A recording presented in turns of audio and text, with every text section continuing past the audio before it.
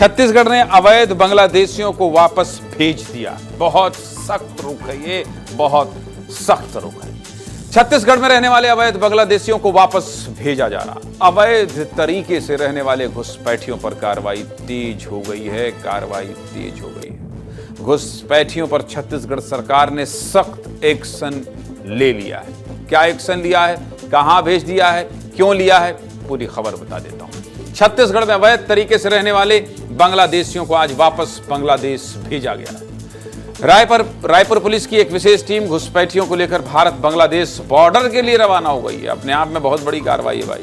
CSP Rajesh Dewangan के नेतृत्व में 30 से ज्यादा घुसपैठियों की कड़ी सुरक्षा के बीच 30 से ज्यादा घुसपैठियों को वापस भेज दिया गया। इन सभी को हवाई जहाज से गुवाहाटी ले जाया गया, जहां बॉर्डर पर उन्हें बीएसएफ के हवाले किया जाएगा। फिर बीएसएफ उनको वापस बांग्लादेश भेजेगी। इन सभी घुसपैठियों को प्रदेश के अलग अलग जिलों से पकड़ा गया है, जिसमें राजधानी रायपुर समेत दुर्ग, राजनांदगांव, मोहला मानपुर और रायगढ़ में रहने वाले बांग्लादेशी शामिल हैं। इनमें बड़ी संख्या में महिलाएं और बच्चे भी।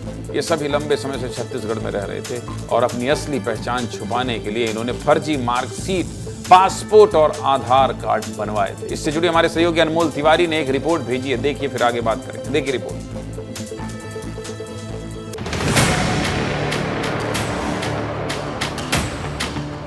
रायपुर में और छत्तीसगढ़ में अवैध रूप से रह रहे बांग्लादेशियों के खिलाफ कार्रवाई तेज हो गई है। पुलिस की टीम जो है अवैध बांग्लादेशियों को पकड़कर रायपुर से देखिए यहां से रवाना हो रही है और इनको बॉर्डर पर ले जाया जाएगा। भारत बांग्लादेश बॉर्डर पर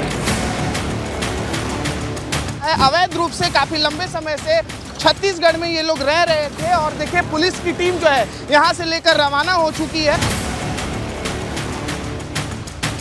यहाँ पर दस्तावेजों के सत्यापन के बाद जो है अब इन्हें रायपुर पुलिस जो है बंगाल लेकर रवाना हो गई है। बंगाल और बांग्लादेश के बॉर्डर पर इनको बीएसएफ को सौंपा जाएगा और फिर बीएसएफ जो है आगे की कार्रवाई करेगी। मतलब इनको बांग्लादेश वापस भेजा जाएगा।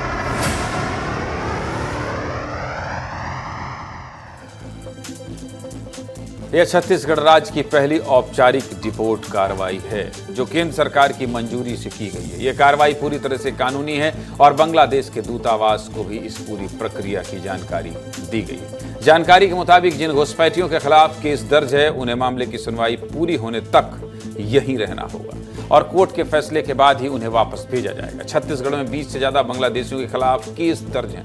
इनमें से कई अलग अलग देशों के संपर्क में भी थे। मतलब आप समझ रहे हैं, ये बांग्लादेशी घुसपैठी यहाँ बैठकर क्या कर रहे थे? अलग अलग देशों से बतिया रहे थे। अवैध तरीके से रहने वाले घुसपैठियों की कोई ठोस पहचान नहीं होती, जिससे उनकी पुख्ता जानकारी नहीं मिलती है। ऐसे में घुसपैठी आतंकी, जासूस या बड़े क्रिमिनल भी हो सकते हैं, जो देश की सुरक्षा और कानून व्यवस्था के लिए बड़ा खतरा बन सकते हैं। ऐसे में सरकार सुरक्षा व्यवस्था के साथ रिस्क नहीं लेना चाहती और लेना भी नहीं चाहती। यही मुखबिरी करते हैं और फिर होता क्या है? पहलगाम जैसा बड़ा हमला। छत्तीसगढ़ सरकार ने राजधानी रायपुर में 100 सीटर बोर्डिंग सेंटर बनाने का फैसला किया। जिन घुसपैठियों की पहचान होगी उन्हें जेल में ना भेजकर बोर्डिंग सेंटर में रखा जाएगा और यहीं से फिर बीएसएफ को सौंप दिया जाएगा। इस पूरे मामले पर डिप्टी सीएम विजय शर्मा कुछ कह रहे हैं। क्या कह रहे हैं, सुनिए जरा। जो सेंट्रल गवर्नमेंट के नोटिफिकेशन नॉर्म्स के आधार पर जो कुछ होना चाहिए, मैंने सब बातें उसमें कही हैं। हमने एसटीएफ का गठन हर एक जिले में किया है, स्पेशल टास्क फोर्स का, वो काम भी कर रही हैं और बड़ी संख्या में एफआईआर भी दर्ज हुए हैं, लोगों को गिरफ्तार भी किया गया है और कार्यवाहियां भी चल रही हैं। साथ ही साथ हमने एक टोल फ्री नंबर भी जारी किया है 1800-233-1905।